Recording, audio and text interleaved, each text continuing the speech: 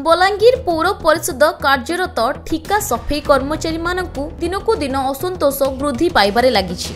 सरकार सफेई कर्मचारी मानक दरमा वृद्धि लागू करथिले, किंतु वर्तमान पर्यंत ताहा अनुमोदन होई नाही, जाहाकु नै सेमानक मध्यरे तीव्र असंतोष प्रकाश पाइथिबा बेले आज बलांगीर पौर परिषद कार्यालय घेराव करिसेंती ठिका सफेई कर्मचारी। बलांगीर म्युनिसिपालिटी 21 वार्ड रे कार्यरत शह शह कर्मचारी माने दरमा वृद्धि दाबी करी एही आंदोलन रे सामिल होइछंती। सेमानको कहिबा अनुसार सरकार दरमा वृद्धि लागू करिछंती, किंतु एबे पर्यंत सेमानकर दरमा वृद्धि हेइ नाही।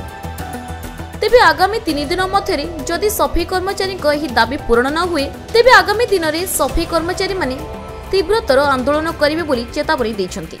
15 दिन तळे सेमाने मते देइथिले जे मैं बहुत ओल्ड डेट पहुंच बोली सेतबेले मो नजर को आसीथिला। तो सेतबेले मु जो कंपनी सहित ठिका कंपनी सहित हमर एग्रीमेंट हिची चंदन सिक्यूरिटी सहित ताको मो ऑलरेडी लिखिथिली। जसमे दुईटा कंप्लेंट करथिले, गोटे हला हम डेरी रे लेट रे पाउछु एवं कम पाउछु।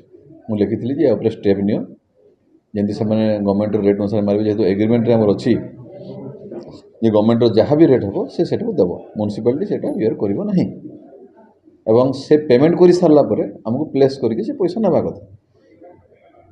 तो से बोलिक आम ऑलरेडी चिठी लिखिलु एवं लेबर डिपार्टमेंट को चिठी लिखी देछि जे एमती गोटे कंप्लेन आसी ठिका संस्था उपर आपन टिके देखंतु जे लेबर माने हमर एज पर दी गवर्नमेंट गाइडलाइंस से पाइबे। नहीं सर, आप जो कहले पौर कर्मचारी सर से नुहति आमर सर ठिका कर्मचारी से पौर कर्मचारी नुहति सर।